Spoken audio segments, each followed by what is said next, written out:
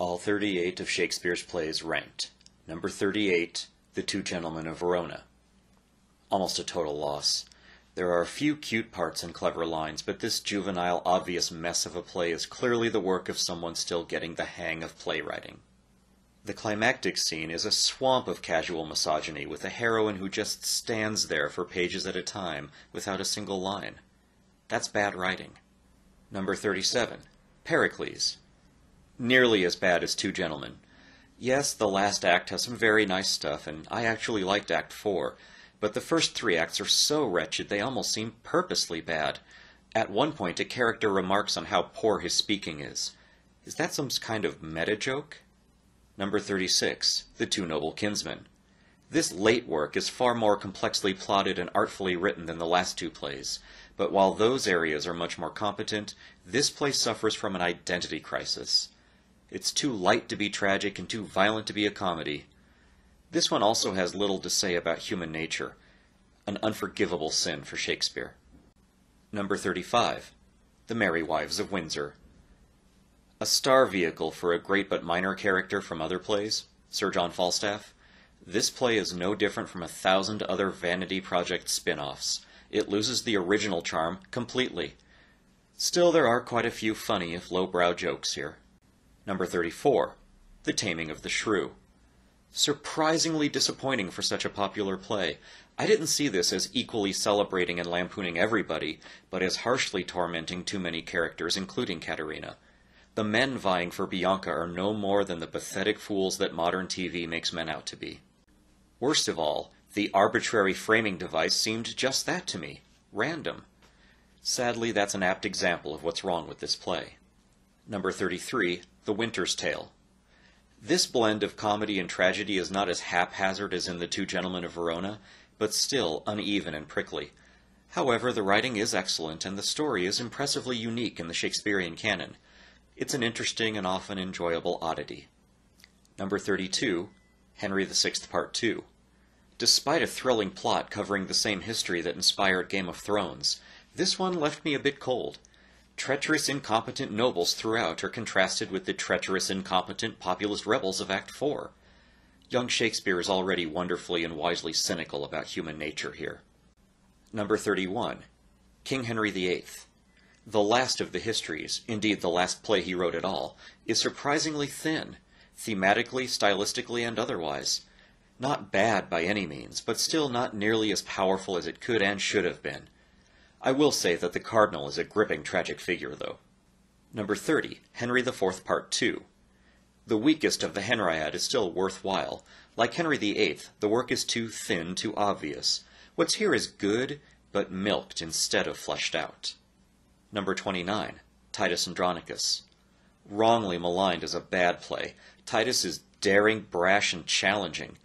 It's still written too early to be a great tragedy, but it's promising and offers much food for thought. No pun intended. Number 28, Henry VI Part 3. Now this is a story of blood and guts. All-out war models the nature of chaos here, and we are swept up in the darkness. Far from the highest art, but still, it is unrelentingly powerful. Number 27, The Comedy of Errors. A cute early comedy where the deck is stacked so much. 2 sets of identical twins where each set of brothers has the same name for some reason, that hilarity couldn't not ensue. Number 26, Timon of Athens. This play is underappreciated. A cautionary tale about trust and spendthrift abandon, this is easily Shakespeare's most bitter work, an antisocial diatribe where nearly nobody comes out clean. Number 25, Cymbeline. Clever plotting saves what might otherwise be a leaden plotting story. This late tragicomedy, actually one of his better jobs of blending genres, uses nearly every cliched trick in the book, but still comes out above average, if only barely. Number 24, King John. Really, what I remember of this one is a scene where 2 noble factions warring for the crown meet outside a gated city and ask the peasants inside which of them should be king. A voice inside essentially replies, "We don't care." Good on you, Will. Number 23, A Midsummer Night's Dream. Another disappointing surprise. Yes, it's clever and light, but that's also a problem. Beyond fluffery like "the course of true love never did run smooth," this play really has very little to say. Of course, I'm asking for something the author all but disavows in the title. Not every play has to tackle the meaning of life. Number 22, Twelfth Night. One of the best comedies, nearly perfect in execution. Fun and smart, it absolutely deserves its reputation as a classic. Number 21, Antony and Cleopatra. Unlike the history plays, the story here just doesn't flow organically, I feel. A great work, admittedly, but I hated Cleopatra, every whiny, selfish, bratty, stereotypical moment of her. Or maybe that was all on purpose and just to set up her awesome final lines at the end. Number 20, Love's Labour's Lost. Linguistically, this is Shakespeare's most brilliant play. The content is light stuff, even for a comedy, but the story here is an excuse for wit to run amok. Unfortunately, I felt that smirking pedanticism often got in its own way. Too much of a good thing mars this nearly spotless gem. Number 19, Troilus and Cressida. Also very underappreciated. This companion to Homer's Iliad is powerful. Sadly, it doesn't quite achieve its tragic ambition, but the scale and setting left me breathless. Ulysses is one of Shakespeare's most perfectly realized characters. Read Homer first, then enjoy this treat for fans. Number 18, Henry VI Part 1. This is propaganda as art. I loved Talbot. Though some see him as a parody, I took him at face value. And how could anyone not be overwhelmed by the villainous Joan of Arc? Yes, you heard that correctly. The bad guy is Joan of Arc. A weird but exciting story. Number 17, Richard II. A grand tragedy, very well structured and delivered. The deposed Richard seems to devolve more and more into a petty, thwarted child. That's a punishing but powerful character arc. Number 16, Much Ado About Nothing. Great in every sense. Cleanly complex plot whose threads intersect in all the right places. Interesting characters whose sparring is linguistically and thematically satisfying, and a whole lot of implied profundity about the human condition. Number 15, All's Well That Ends Well. I liked this more than most people seem to. One of the more serious comedies, the heroine is a bastion of reader sympathy, and the villain is truly spiteful. Like Much Ado, the thoughts are genuinely deep, delivered in the most memorable of language, and the resolution has a verisimilitude that challenges us as much as exalts. I realize that last bit separates me from most readers, but that's how I felt. I hope you will too. Number 14, Henry V. The only flaw here is Act 5. Each time I've read this, I've felt that this fundamentally unserious act, full of pettiness and prettiness, is a poor match for the rest of the play. It's anticlimactic. Other than that, it's a juggernaut of everything anyone could ever want from Shakespeare. Number 13, Coriolanus. Perhaps the most underrated of Shakespeare's plays. Certainly his most political and, to my mind, the one most relevant to the world scene today. Coriolanus is an effective leader whose success alienates him from the people whom he serves but doesn't really love, while his enemies are selfish schemers who take advantage of the people's emotions to antagonize him and forward their own hidden agendas. Depending on your politics, this could be a metaphor for any of the 21st century American presidents. Number 12, Richard III. Yes, this is a shallow cartoon of a tragedy, just as much as Titus. But how do you not love Richard? He's the Hannibal Lecter of the Shakespearean canon, a one-dimensional James Bond villain of undiluted evil. Watching him ruin the whole world around him is a special sort of pleasure, and Shakespeare knows it. We identify with this fantasy monster from the first line of the play through to the end.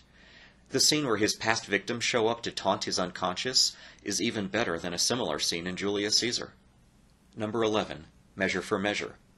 Shakespeare's most overtly moralistic play, this one takes the great conflicts and insights of the other tragicomic problem plays and focuses them into a brilliant fusion of penetrating illuminative social criticism.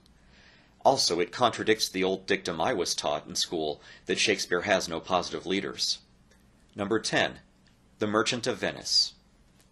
Simply put, all the virtues of the last several plays I've ranked here are now rolled into one. Number 9, Henry IV Part 1. Great story of character contrasts in a coming-of-age setting. More young people should read this one. Number 8, Romeo and Juliet. I hate Romeo's character, but that doesn't change the fact that this play constantly displays some of Shakespeare's very best writing. Each time I read it, I'm increasingly impressed by the sheer perfection of its poetry. Number 7. Julius Caesar. Like Romeo and Juliet, I've read this many, many times thanks to being a high school teacher. It gets even better each time. Truly a deep well. All at once, it's an ode, an elegy, and a cautionary tale at several levels. Absolutely immortal. Number 6. Othello. Maybe the most perfectly realized of the tragedies, Othello captivated me. Pared down to the bone even more than Macbeth, it goes surprisingly deep into its characters' heads for such a short, simple play. An amazing achievement. Number 5. Macbeth. The most thorough and detailed study of the voluntary ruination of a man's soul ever attempted. The equal of any biblical tragedy. Number 4. The Tempest. The ultimate tragicomic problem play. I actually think of this one as something new and forever unique, a whole genre unto itself. Surprisingly simple, though not quite as much as Othello, and pure in an elemental sparseness, it has an almost scary power to it. Remember in the Fellowship of the Ring when Galadriel almost took the ring from Frodo? Like that. Number 3. King Lear. The staggering majesty of this play leaps off the page. Never has random human folly been laid so bare. The biggest revelation for me the last time I read it was the daughters. They don't know they're villains, not at all. They truly think they're justified, even doing the right thing. But they are just peripheral. Lear is a story about men. Even the famous Cordelia is absent for all but the beginning and the end. These men all hurt and suffer and soldier on the way men really do. You'd think such a narrative would be more universal then, but there's really nothing else out there like this. Number 2. As You Like It. Probably my most controversial choice. This is Shakespeare's most perfect comedy by far. Every word is golden. The humor succeeds at every level it attempts, and those are many. The language is equal to that in any other play, and the characters are all divine in their utter humanity. The climactic battle of wits is between secondary characters, perhaps the greatest of the many humanist touches in Shakespeare, and it is marvelous. Any modern movie would be lucky to have a final confrontation of supporting iconoclasts half this impressive. Number 1. Hamlet. There's no way to oversell this or to do it justice either, so here it is. Hamlet is the greatest work of fiction ever produced. Most everyone accepts that, but even then I think we don't appreciate it. One could easily find great new stores of value in it no matter how many times they read it. I'll put it this way. You know how devotees of various faiths around the world spend their lives in the disciplined study of their various sacred texts? One could easily do that with Hamlet. It is that profound and that rewarding. Trying to place it on a list like this and grade it is pointless. Its worth is orders of magnitude beyond its peers. In the solar system of Shakespeare, the other plays all add up to Jupiter, but Hamlet alone is the sun. There are those few artifacts whose nature permanently boggles the greatest of human minds, those very few things that eclipse even the other great masterpieces of human history. Mozart's Symphony 41, Leonardo's Mona Lisa, the Bible, the Constitution, the Pyramids, and Hamlet.